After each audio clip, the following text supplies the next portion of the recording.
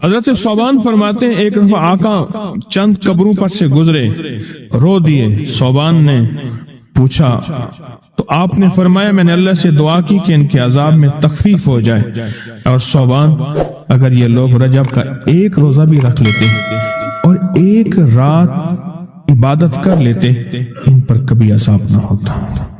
اور ایک رات سے مراد صرف رات نہیں ہے، ساری رات یہ ابھی عبادت کر رہے ہیں، ہاں یہ نہیں ہے ساری رات، شام ڈھلتے ہی مغرب کے بعد رات ہو جاتی ہے رات کا کچھ حصہ میں کہ اگر یہ لوگ رجب میں ایک روزہ بھی رکھ لیتے اور عبادت کر لیتے کسی رات کی، ایک رات کی، تو ان پر عذاب نہ ہوتا۔ میں نے عرض کیا یا رسول اللہ صلی اللہ علیہ وسلم، کیا صرف ایک روزہ اور ایک رات کی شب بیداری سے عذاب قبر نہ ہوگا؟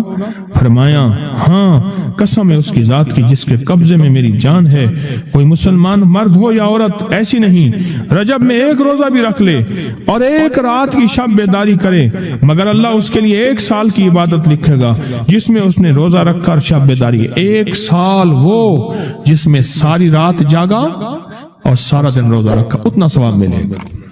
اور آپ نے فرمایا کہ اللہ کی طرف سے ایک منادی ندا کرتا ہے، اے رجب میں روزہ رکھنے والو، اللہ کی پناہ میں جنت میں داخل ہو جاؤ۔ اور ہاں فرمایا کہ قیامت ہوگی تو پکار مچے گی، رجب کے ماننے والے کہاں ہیں؟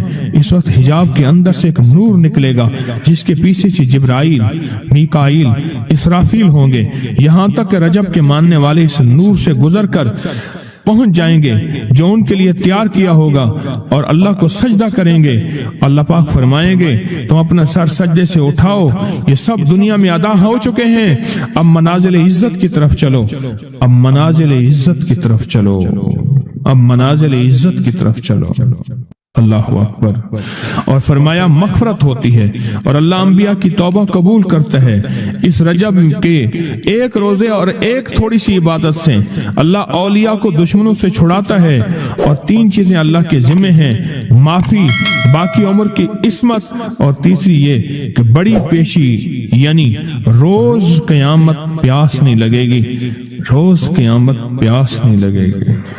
یہ چھوٹی چھوٹی راتیں، یہ چھوٹے چھوٹے دن، یہ چھوٹے چھوٹے لمحے آتے ہیں، اور آتے اس لیے ہیں ہمیں کچھ دے جائیں، اگر اس کا غصہ ہے بھی ٹھنڈا ہو جائے۔ تحفہ آپ کو دینا چاہوں گا، اور یہ وہ تحفہ ہے جو آج بھی کعبہ کے غلاف پہ لکھا ہوا ہے، یہ وہ تحفہ ہے جو آج بھی کعبہ کے غلاف پہ لکھا ہوا ہے، لا الہ الا اللہ الملک الحق المبین۔ پڑھا کہ چھوٹا سا واقعہ سنا دو، بس مختصر سا واقعہ ہے، اور یہ واقعہ سیدہ فاطمہ کی روایات سے ملتا ہے۔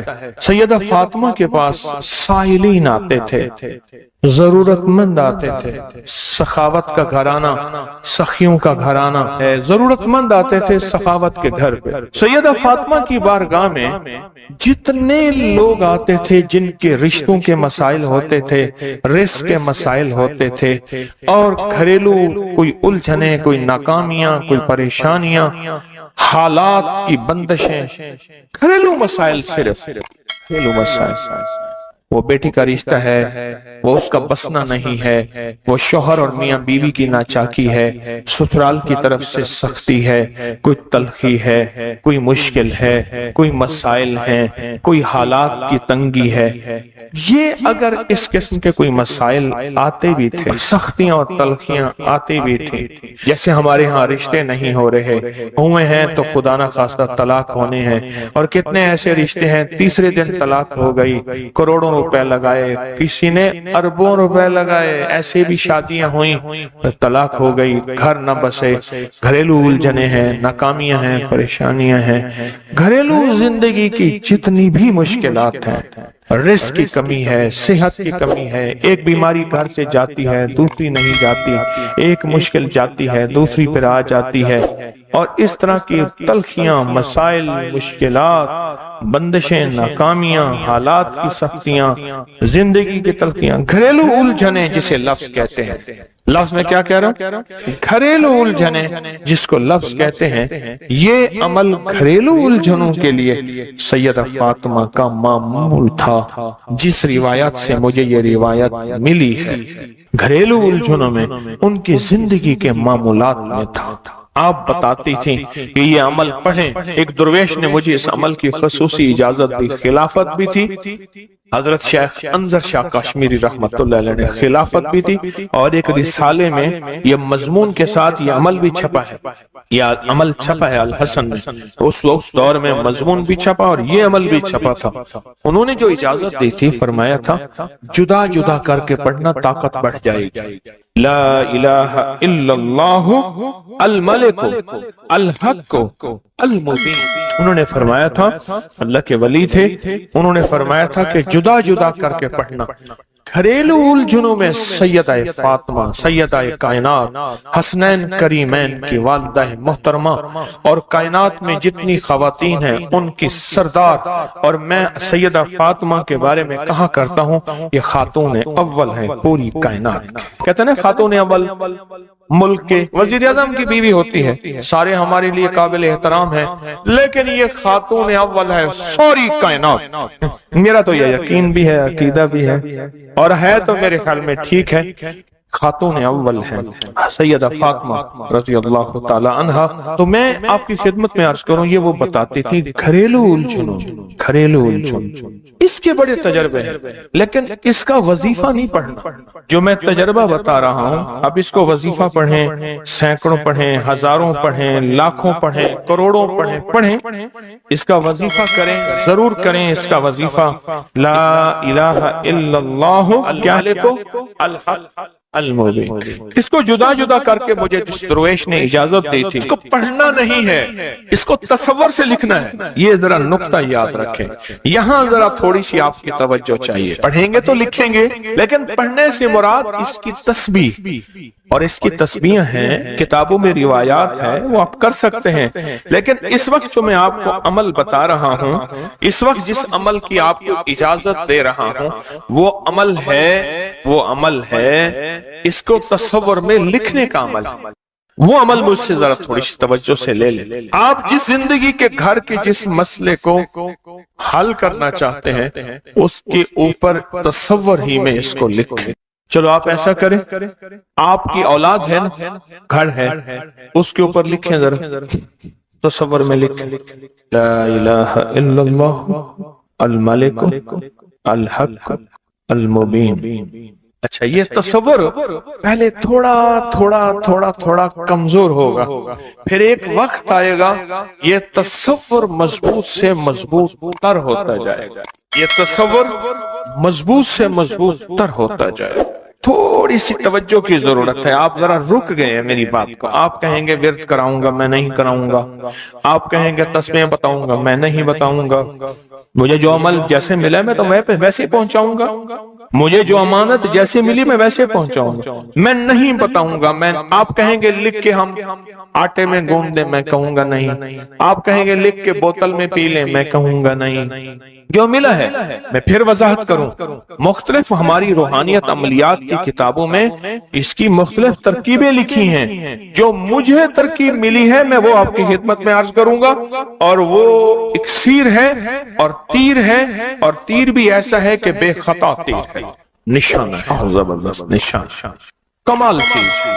اس کو صرف 3 بار لکھنا ہے۔ اب لکھنے کی ترکیب میں بتاتا ہوں، آسان بالکل، آپ نے کھپ لیا، اب آسان بتاتا ہوں۔ یہ دیکھیں، آپ نے ایک کام کریں، صرف اس کو پہلے لکھا ہوا دیکھ کے اپنی آنکھوں میں سمو لیں، سمو کے اس کی آپ کے پاس آنکھوں میں بن جائے گی سٹیمپ، مہر، اسٹیمپ کو وہیں سٹیپ کر، ختم، کام ہی ختم ہو گیا۔ دیکھیں، قلم سے لکھنے میں بڑی دیر لگتی ہے، مہریں بنا بنا کے مہریں لگاتے جاؤ، مہریں لگاتے جاؤ، مشکل ہے کوئی؟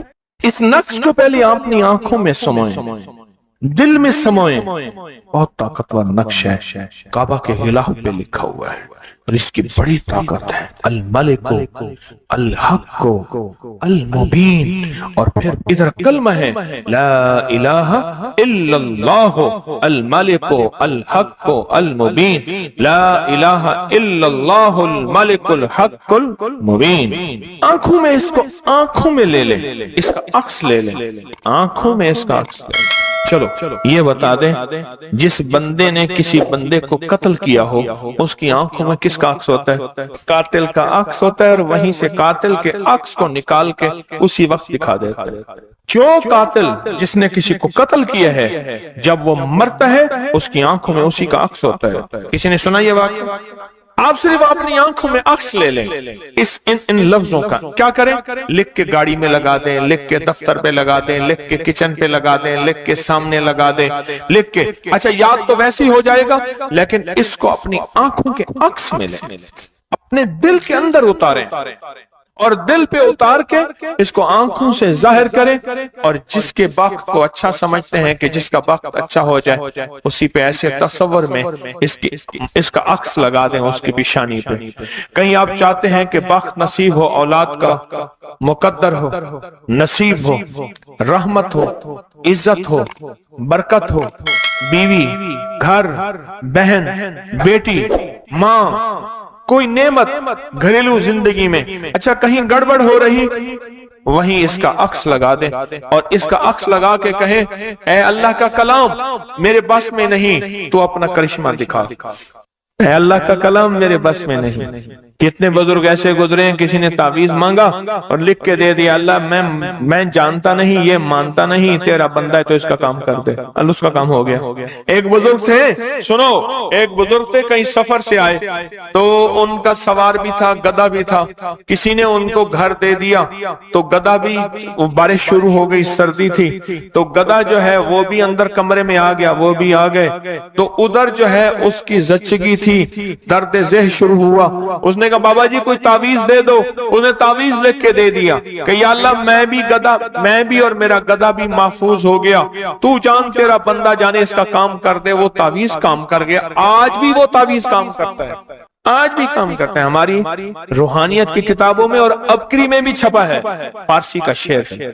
ये तो बोल काम करते हैं, सोचो अल्लाह का कलाम क्या काम करेगा। ये तो बोल काम करते हैं। इसको अपने दिल में नक्श करें, दिल के अंदर इसका अक्स लाएं, इसका नक्श लाएं। सैयदा फातिमा का मैं आपको अमल बता रहा हूँ, मोहम्मद आले मोहम्मद के वज़ाइफ बता रहा हूँ, और सैयदा का अमल है। उनके घर में जब भी कोई उलझनों का मारा हुआ कोई खातून आती थी, आप यही फरमाती थी और यही अमल देती थी, यही वजीफा देती थी, यही तस्बीह देती थी। बात समझ आ गई या रहती है? पक्की बात है, 100% समझ आ गई। अब इसको ना आप ऐसा करें, आप इसको ऐसा करें, मेरे ऊपर नक्श लगाएं, निशाने लगाएं, ट्राई करें ना, यानी यहीं से काम शुरू कर दें और ये नियत करें कि या अल्लाह ये जो फकीर बैठा है, इस अमल का नूर, इसकी बरकतें, इसकी खैरें इस फकीर को अता कर दें। मेरी पेशानी के ऊपर लगाएं इस टाइम पे, और मैं आपकी पेशानी पे लगा दूं। और पूरी दुनिया में जितने लोग मुझे देख रहे हैं, मैं उनको नहीं देख रहा, मैं इंशाअल्लाह अल्लाह के खजानों में भेज रहा हूँ, फरिश्तों को देता हूँ, फरिश्तों जाके लगा दो, फरिश्ते लगा देते हैं इंशाअल्लाह। बहुत छोटा सा अमल, बड़ा ताकतवर काम इसका बताएगा आपको। मेरा छोटा ऑन मोहम्मद छोटा सा था ना, उसको कुछ छेड़ता था, कहता था बाबा जी बताऊंगा, मुझे भी धमकी देता था, कह रहे बाबा जी बताओ, कहता बाबा जी कोई बुलाओगी, मुझे भी धमकी देके कहता था, अरे बाबा जी बताऊंगा, बाबा जी बताऊंगा। तो ये वजीफा बताएगा इंशाअल्लाह, ये वजीफा आपको बताएगा कि इसका नक्श की ताकत और तासीर क्या है। एक और चीज आपको दूंगा, हदीस में आता है, इस हदीस मुबारक को जरा गौर से सुनिएगा, मैं आप और तोहफा दे रहा हूँ, बड़ा कीमती तोहफा है।